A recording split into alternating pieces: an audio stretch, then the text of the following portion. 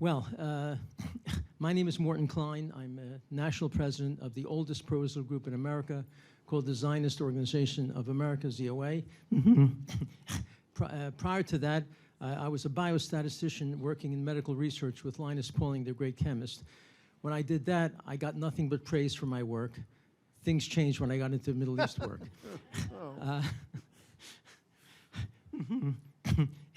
Well, maybe I can start to talk about some of the causes of October 7th, if that's what you may be interested in. A major cause of October 7th was the fact, I believe, that the United States of America gave Iran, the head of the snake that funds and arms Hezbollah and Hamas, $26 billion in monies, access to it, and ignored all the sanctions that were introduced in the previous administration, allowing them to be selling oil on the market and other business activities, allowing Iran to earn another $50 to $100 billion. Their reserves went from $4 billion to $100 billion, enabling them to fund and arm Hamas and Hezbollah. That is a major factor, and too few people really talk about our own obligations of this administration. In addition, a terrible mistake, which would have made October 7th impossible had it not been done, was that Ariel Sharon threw 10,000 Jews out of Gaza and northern Samaria. The IDF and the Jews left there. Had the Jews remained in a little strip of land, 15% of Gaza, this October 7th likely would never have happened. I might add, there was a vote in the Conference of Presidents of major American Jewish organizations, 51 organizations. They asked me to debate Mort Zuckerman on this issue. I, of course, opposed throwing the Jews out. After our debate, we had a vote. The vote was 50 to 1. 50 to every Jewish group supported throwing out the Jews, making it Judenrein. ZOA was the only one to vote against it. By the way, it shows what a brilliant debater that I am. Oh. I only convinced myself, and even I got shaky after I listened to myself. That was a terrible mistake. And Biden pressuring Israel to give work permits to Gaza civilians, 80% of whom had voted for Hamas, and now 95% of whom support Hamas, 93%, their own polls, support what happened on 10/7. And Biden, this administration, pressured Israel to bring these people, 20,000 of them, into Israel to work.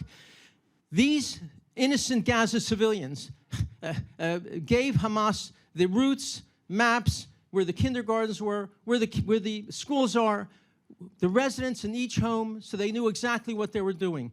This was a terrible mistake. And Israel never creating a buffer zone. They should have moved mountains to create a buffer zone, to have made it more difficult for this tragedy to have occurred. And we, in America, funded UNRWA, which teaches hate and violence to Arabs, to the tune of $1 billion in the last 4 years. We've been funding the messaging to hate and murder Jewish people. And this could have been avoided as well if in May 2021, Hamas launched 4,500 missiles against Israel. Israel retaliated, and our administration pressured Israel to, in May 2021, to not continue.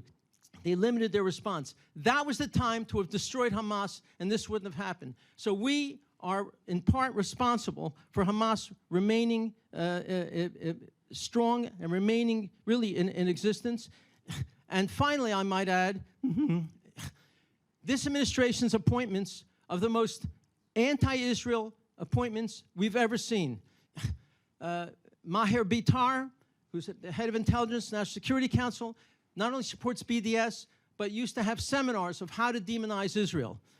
Hadi Amar, the main negotiator between America and Israel, also supports BDS, and has made speeches where he says how the Intifada, the terror war against Jews, has inspired him. Hamas, Hezbollah, Iran has seen these appointments, and there are many, many more. Virtually every appointment affecting Israel is someone hostile to Israel. They've seen this and has encouraged them to think that America is moving on the side of the enemies of Israel. So these really are, I believe, are major factors in it. And maybe I'll mention one more thing. We had President Biden praising Rashida Tlaib as a passionate fighter for justice. We've seen them praising Ilhan Omar. This has encouraged Hamas, Hezbollah, and the Arabs to see that they think America is really becoming on the side of the enemies of Israel. These are among the many things. Had none of these things happened, I believe October 7th could never have occurred. Thanks, Mort. So, well, we love you, Mort. So, really excited to have Fred here. I think when Fred came out of the administration and started in think tanks, he's the first guy that really started me thinking that something is changing in America. That Israel kind of being a traditional bipartisan issue in the United States, where we all oppose anti-Semitism, we all oppose anti-Zionism, and we all think that Israel is a vital strategic partner for the United States, when that was really kind of common sense, that something was changing in America, and that was under threat. And I think Fred really opened my eyes to that. So, so maybe you're responsible for all this, I don't know. So over to you. Thanks, Jim. My name is Fred Fleitz. I'm Vice Chair of the America First Policy Institute Center for American Security, and it's quite an honor to be here with this distinguished panel. I wanted to start by taking issue of the title of this program today, part of it, that is that never again is not enough. You see, in my view, never again is plenty enough. Never again is a foundational principle of modern society after World War II, after the horrors of the Holocaust, that the world will never again tolerate acts of genocide, will hold people accountable who commit acts of genocide, and that this is not something that we're going to compromise over. We will always say never again, and we have to get back to this principle. I think the question we have to talk about today is, where is the outrage to the killing of 1,200 innocent Israelis, the maiming of many more, 250 hostages taken by Hamas? Where were the massive demonstrations against these killers in cities around the world and on college campuses? Where was the newspaper coverage, the coverage on CNN? You know, we saw demonstrations they were against Israel. They were against Jews around the world, because this brought to the surface bubbling anti-Semitism and Israel hatred that was already there. But I think we have to recognize this is simply something that is intolerable, that we haven't seen the outrage, that we should have seen for the worst act of genocide since World War II and the worst attack against the Jewish people since the Holocaust. It is something that should be intolerable, and we can't play down the concept of never again. Now, look, I give the Biden administration partial credit for standing with Israel, for providing weapons to Israel to defend itself, for President Biden for going to Israel after the horrendous October 7th attack. But let's be clear here. The Biden administration has directed most of its criticism since October 7th against the government of Israel. Where have the calls been by the Biden administration for ceasefires and for de-escalation of Hamas and Hezbollah and the Houthi rebels and the Iran-backed militias in Iraq and Syria? Yeah, there have been some, but almost all the pressure by Joe Biden and Kamala Harris has been against the government of Israel. And this is frankly intolerable, and we need to speak out against it. I know nobody wants to be political today, I get that, but we have to talk about what's happened over the last year, because when the US government is acting this way towards the government of Israel, we're emboldening and encouraging our enemies. And let me give you two really unfortunate examples that just occurred. Last night on 60 Minutes, Kamala Harris would not say that Benjamin Netanyahu is an ally of the United States. Just think about that. And a similarly idiotic comment by President Biden is that he speculated that maybe Netanyahu is using the war to influence the US election. This is outrageous. It is absolutely outrageous. But I'm going to get to that in a minute. But we have to talk about never again, and that squabbling between the United States and Israel is emboldening not just Israel's enemies, but emboldening America's enemies. It's such an honor to be here with you, Mort. You're such a fighter against anti-Semitism, heading one of the most powerful groups I know in this country, fighting for the state of Israel, for the Israeli people. And you brought up an issue that we cannot play down. You stole my line, that Iran is the head of the snake. And we have to talk about that when we look at this crisis here. Iran is funding Hamas and Hezbollah and the Houthi rebels and Shiite militias in Syria and Iraq. Where is the outrage over this? Where are the boycotts of Iran? Where have the protests been? Instead, since 2021, we've been appeasing Iran, despite efforts by Iran to assassinate members of the former Trump administration. Iran is at least $100 billion richer today than it was when Donald Trump left the White House, because this administration has refused to enforce sanctions, especially oil sanctions. And where has that oil gone? It's been sold to China, which creates more security problems. We've seen appeasement. We've seen the U.S. overlooking Iran's sponsorship of terrorism. Now, you may remember that there was a deal in mid-2023, a ransom deal where we were going to pay $6 billion to Iran to free 5 innocent Americans. Now, that deal supposedly was put on hold after the October 7th attack, but I understand that Iranian and Qatari officials just met, and that money's probably going to be released. That money's nothing. We have given Iran repeated $10 billion sanctions waivers. One of them occurred in November of 2023. There have been several of these. Where's the seriousness by this government about Iran's complicity in sponsoring this horrendous massacre that it funded and armed? Where's the outrage? That's what we should be talking about right now. So I want to briefly talk about some solutions, and then we can have some other discussions. I'd say, first of all, we have to make it clear that never again is an absolute principle for American policy, domestic policy, foreign policy, that we're going to promote this at home, we're going to promote it abroad, we're going to promote it in international organizations, we're going to promote it on college campuses. If there are students on college campuses who are engaging in anti-Semitism and hatred of Israel, they must be expelled. If there are foreign students on these schools engaging in this type of hatred, the schools can't be hiding their identity. They need to be deported. Let's kick them out of our country. Let's be clear. The Hamas attack was sponsored by Iran, and they both must be made to pay. Second of all, there can't be any daylight between the United States and Israel on Israel's security. Friends differ once in a while, that's fine. But the fact that we've seen peace plans floated for Israel that undermine Israel's security, like the two-state solution, which we all know is dead and it's been dead for a long time, that these peace proposals are being floated in the media that the Israelis don't know about, is appalling. You know, there was a 21-day ceasefire proposal that France and the U.S. supposedly negotiated with the Lebanese government after Israel was bombing Lebanon, the intensified bombing of Lebanon. Now, of course, the Lebanese government doesn't speak for Hezbollah, so even as Israel signed this agreement, it wasn't going to stop Hezbollah from attacking. But where was the 21-day ceasefire while Hezbollah bombed Israel for the previous year and driving 60,000 Israelis out of their homes in northern Israel? We have to stand with our ally Israel. There can't be daylight between the two nations. And if we have differences, we raise them in private. But I think this also has to be a fundamental aspect of American national security policy. And finally, we have to return to American deterrence and an America-first approach to U.S. national security.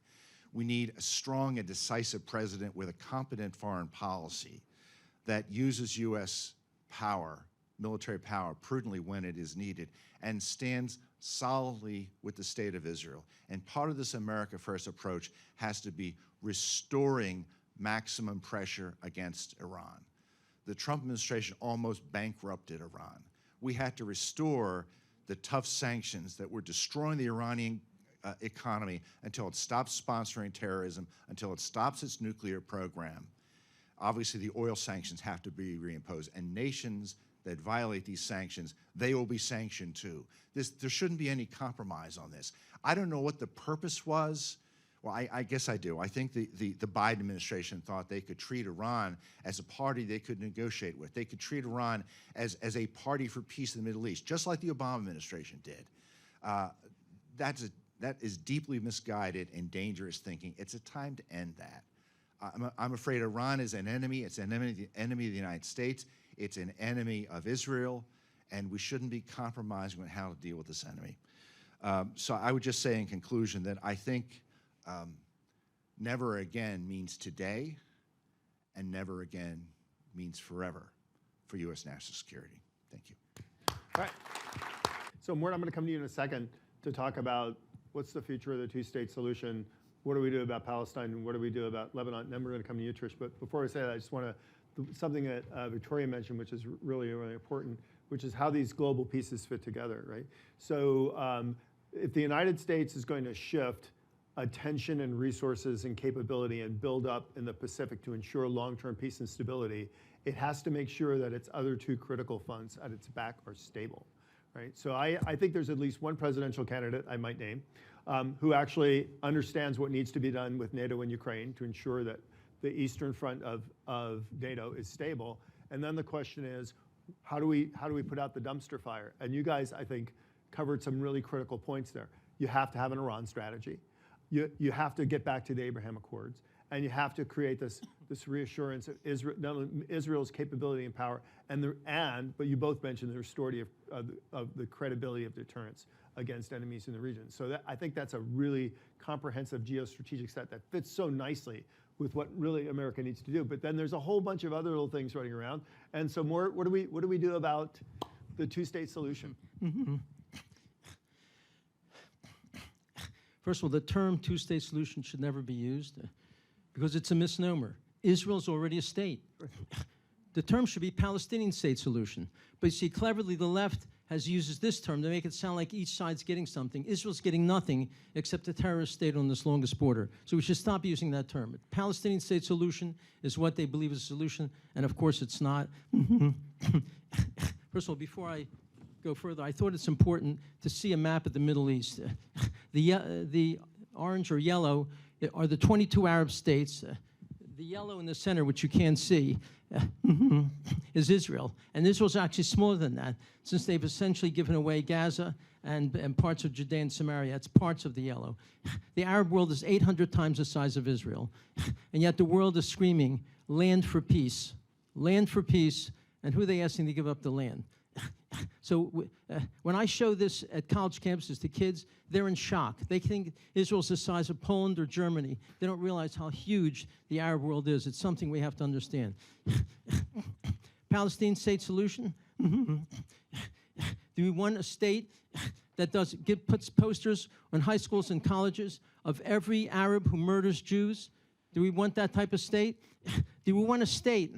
And I really blame Israel and the Jewish world and the media for never showing this. How many of you have seen this? This is the official emblem commissioned by the Palestinian Authority of the Fatah ruling class. You see the shape of all of Israel with an Arab keffiyeh over all of it, not just over Judea and Samaria and Gaza and eastern Jerusalem. You see Arafat in the center and a Kalashnikov rifle. This is the Palestinian state solution that people are talking about, a vicious terrorist regime.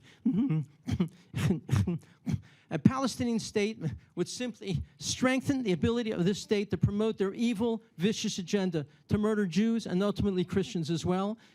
And remember, statehood doesn't make things better. Syria has a state, Iraq has a state, Libya has a state, Iran has a state. Are they lovely? Are you glad they have a state? It doesn't even work. It makes no sense. But I blame the Jewish leadership. People won't say this, but I do, and that's why people like me so much. Thank God my wife still likes me. And even the Israeli leadership. Do you know that since October 7th, AIPAC has on its website supporting a Palestinian state?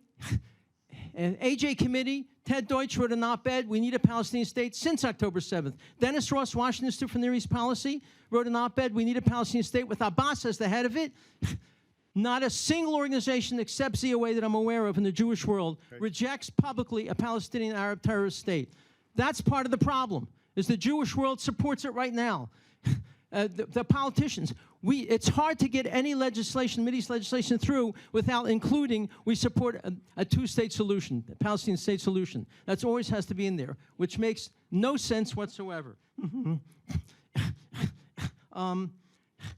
So we need to get the Jewish world condemning it. We need to get the Israeli government more forcefully condemning it, the media condemning it. You don't want another Iran on top of Israel's longest border. But there's something important I have to say. I agree with Fred Fleitz on almost every insightful thing he says. There's something I disagree with, and by the way, I disagree with almost everyone on this issue I'm going to mention. You should understand, first of all, how hostile this regime, this government of America has been. We've talked about some of the things. Bibi's never been invited to the White House. That's really astonishing.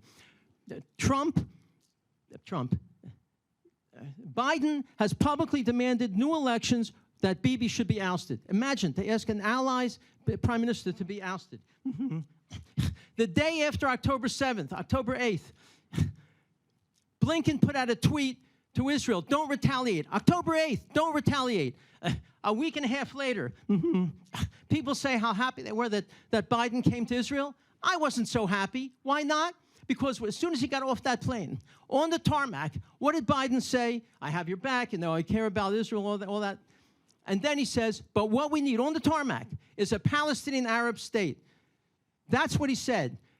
I would rather he not have come and made that statement, giving legitimacy to a terror state, which would mean enormous danger to Israel. And by the way, this was right after Al-Azhar University, the most important Islamic religious institution in the world in Cairo. Al-Azhar University came out, this is in no papers. You had no Jewish groups condemning this. You had no Israel condemning this. Al-Azhar said it is the obligation of every Muslim to kill Jews. Go out and kill Jews. They issued an edict.